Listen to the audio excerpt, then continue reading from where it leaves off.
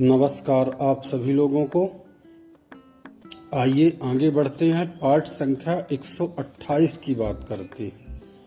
हम हमेशा कहते हैं कि अगर पाठ को क्रम से आप लोग सुन रहे हैं या तो पढ़ रहे हैं या तो वीडियो देख रहे हैं, यदि क्रम से, तो ज्योतिष सीखने के लिए अगर इच्छुक हैं तो क्रम से पाठ को पढ़िए। 1 से लेकर 128 तक पढ़िए। आप देखेंगे ज्योतिष सीखना बहुत ही आसान, सरल हो जाएगा, एकदम आसान है। आपके मन में एक संशय भी आता है, जरूर आता होगा संशय कि पहले भाव से तन की बात किए हैं, दूसरे भाव से धन की बात किए हैं, तीसरे भाव की हम पराक्रम की बात किए हैं, चौथे भाव से सुख की बात किए हैं और 5वें भाव से सुत की बात की है, संतान की। तो ये छठा भाव रोग के लिए है। सिर्फ रोग, यानी कि रोग ये बताने में सक्षम है कि रोग, छठे से रोग की ही बात होगी।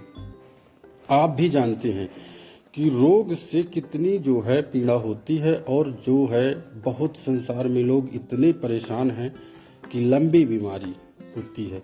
आप भी जानते हैं कि रोग बहुत ही दुखदाई है और हमारे लिए वही केवल 7 ग्रह और 2 राहु केतु को मिलाएं तो 9, यानी कि 9 ग्रह इन्हीं से सारे रोगों को जो है निर्णय करते हैं। तो 1-2 श्लोकों से हम धीरे धीरे सीखेंगे और निर्णय कर सकते हैं कि कौन सा रोग होगा, कौन सा नहीं होगा, लंबी बीमारी होगी कि छोटी बीमारी होगी। ये हम जो है श्लोकों के व्याख्या से आपको जानकारी देंगे। इसमें कहते हैं कि ठीक है, मेडिकल टेस्ट कराए, जांच कराए तो बताने में सक्षम होगी कि आपको कौन सा रोग होगा, लेकिन ज्योतिष आपको पहले बताने में सक्षम है कि रोग कौन सा होगा। ये श्लोकों में अगर आप सुनेंगे तो आपको पता चलेगा कि ज्योतिष में कितनी महत्वता है हमारे देश में। मगर कोई ज्योतिष पढ़ना ही नहीं चाहता, कोई मेहनत करना ही नहीं चाहता।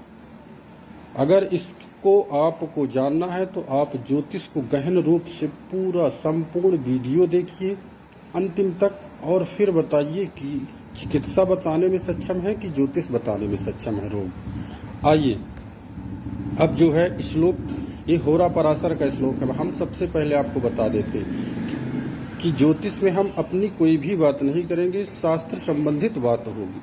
और ये होरा पराशर का श्लोक है, सबसे पहला श्लोक है। तो कहता है लग्ने खष्टमाधीशो। अब खष्टमाधीशो कहते हैं छठे भाव को, खष्टमा अष्टमा, यानी कि छठे से रोग देखा जाता है और 8वें से दीर्घ आयुकालीन रोग, लंबी बीमारी देखे जाते हैं।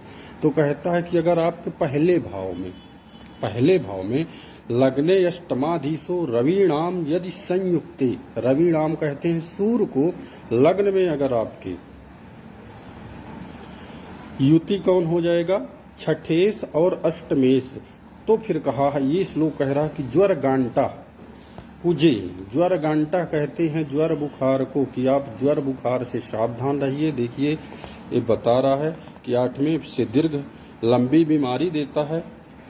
तो कहता है कि ये दोनों के स्वामी अगर छठे 8वें भाव के स्वामी लग्न में गए होंगे तो रोग होगा आपको। तय बात स्थिति छठे 8वें के साथ हो जाए सूर्य महाराज तो रोग होना है, बुखार संबंधित रोग होंगे। अब कब होंगे यह आपको दशा अंतरदशा बताएगी। कुंडली में दशा, यानी कि छठे की दशा हो, 8वें की दशा हो, लग्नेश अंतर में आया हो या छठे 8वें अंतर में आए हो, लग्नेश की दशा हो, तब आपको गोचर का ग्रह हो तो पीड़ित कर देगा। इसीलिए कहते हैं कि ज्योतिष देखिए अब बताने में सक्षम है कि ये 1 वर्ष में दशा आ रही है तो बुखार हो जाएगी, आप सावधान रहिएगा। अभी हम बोले कि चिकित्सा बताने में बाद में सक्षम है, पहले ज्योतिष है। तो देखिए यहीं पर बता रहा है कि ज्वर घंटा, यानी कि अगर रवि नाम की दशा अंतरदशा आ जाएगी तो आपको सावधान रहना है। अब दूसरे श्लोक में कह रहा है कुजे ग्रंथि, शस्त्रवर्णाम मतात। अब कुजे कहते हैं मंगल को, तो वही पुनः हम बात दोहराएंगे कि अगर आपके छठे और आठवें के स्वामी लग्न में बैठे होंगे और उसी में मंगल विराजमान होगा तो आपको शस्त्र से आघात पहुंचेगी, चाकू, परछा, गोली, यानी सैनिक में होंगे तो आप अस्त्र शस्त्रों से भेद हो जाएं। इसलिए कह रहा है कि ये तभी बताएगा जब दशा अंतरदशा इसकी आएगी, तभी ये आपको जानकारी मिलेगी। अब कहते हैं बुधेन पित्यम, फिर से बता रहे हैं कि अगर छठे, मैं बार बार आपको यही दोहरा रहा हूं कि छठे लग्न कुंडली से छठा भाव रोग की जानकारी देता है, तो अगर रोग छठे से होता है तो छठे का स्वामी अष्टम दीर्घायु, आठवें का स्वामी लग्न में होगा और साथ में बुध महाराज विराजमान होगी, तो लिखा है बुधेन पित्तम, पित्त की बीमारी होगी आपको।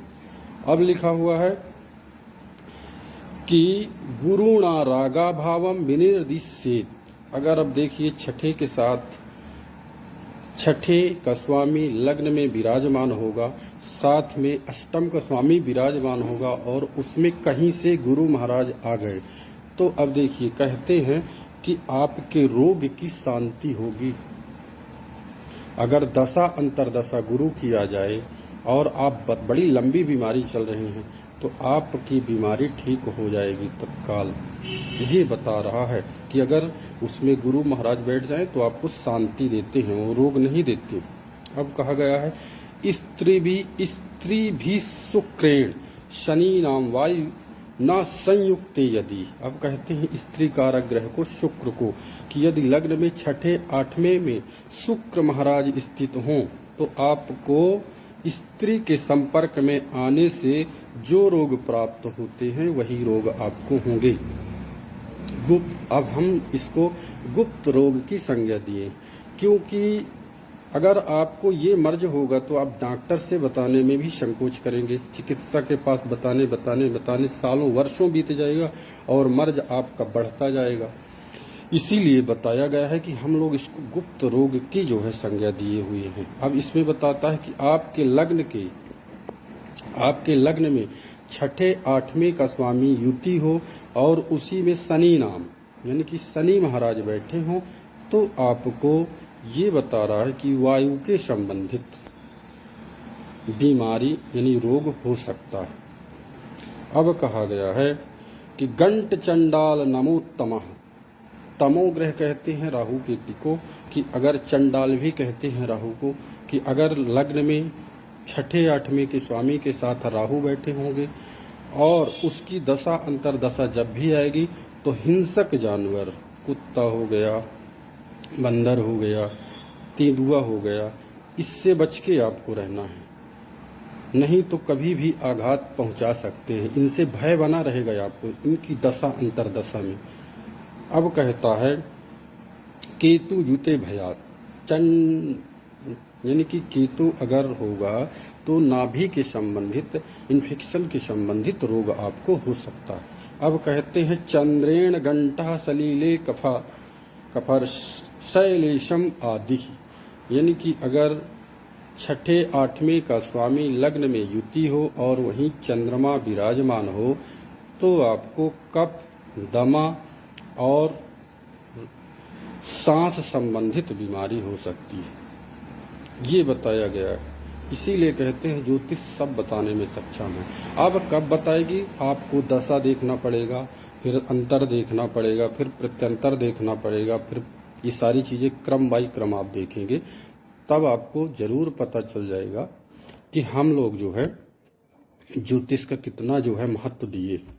अब इसका जब क्रम से चिकित्सा ज्योतिष में इसकी व्याख्या होगी तो बहुत लंबी व्याख्या है, तब आपको इसका सारा महत्व पता चल जाएगा।